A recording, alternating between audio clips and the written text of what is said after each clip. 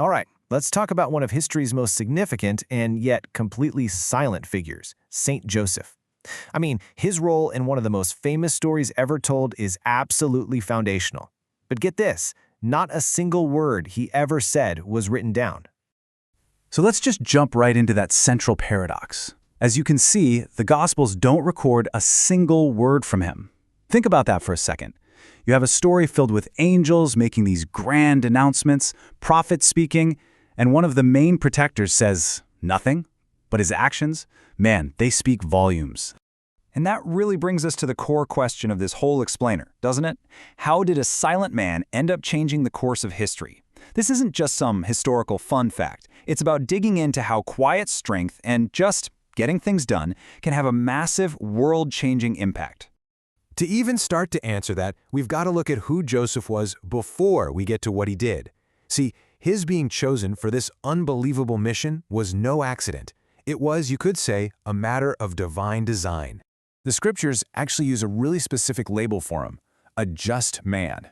Now, this meant way more than just being a good guy who followed the rules. In this context, it's describing a soul that's in perfect sync with God's will. A really rare mix of gentle tenderness on one hand, and just unshakable strength on the other. He was literally the perfect man for the job. And you can see here exactly why he was chosen. First off, his family tree.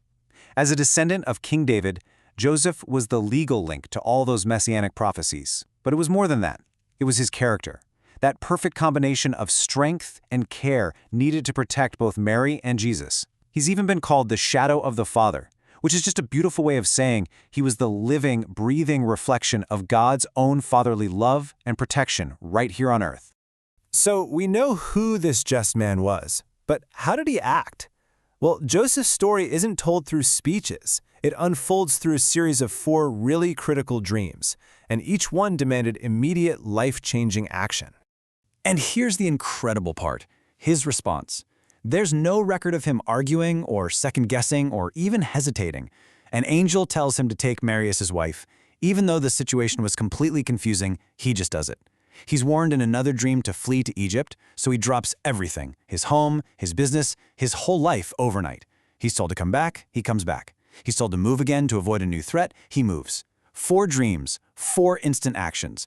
His entire life was built on this foundation of just unwavering, obedient trust.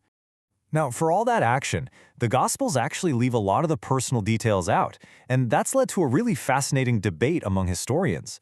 Just how old was this guy who was entrusted with protecting the Son of God? So you've basically got 2 main camps here. The first one, which is really popular in Eastern traditions, sees him as an older man, a widower. And that view was really helpful in emphasizing and protecting the teaching of Mary's perpetual virginity. But there's a more modern, scholarly view that argues he was probably a young, strong man. The logic? Well, to work as a tekton, which is a carpenter or a builder, and to lead your family on a dangerous trek through the desert to Egypt, you'd probably need the strength and energy of a young man. Both theories have their reasons, but wow, they paint 2 very different pictures of Joseph. Okay, so what can a silent carpenter from 2,000 years ago possibly teach us today? As it turns out, a whole lot. His virtues are like a roadmap for navigating our own, very noisy, very complicated world. Let's break down 3 huge lessons from his life. First, what we're calling creative courage.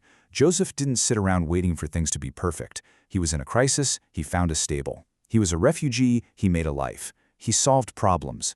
Second, the value of work. He shows us that everyday labor, the daily grind, can be something sacred, a path to holiness. And finally, interior silence. You know, his silence wasn't empty, it was full of listening. In our world with dings and notifications going off every 2 seconds, he's a powerful model for tuning out the chaos to hear what actually matters. And I think that really gets to the heart of it all. Joseph's life is proof that real greatness doesn't always need a spotlight. It's not always loud or on a stage. So often, it's found in that quiet, steady, day in and day out commitment to just doing the right thing. So I'll just leave you with this question to think about. In our age of constant noise, where we value being seen and heard so much, what could we really learn from a legacy that was built entirely on silent, faithful action? It's a powerful idea to chew on.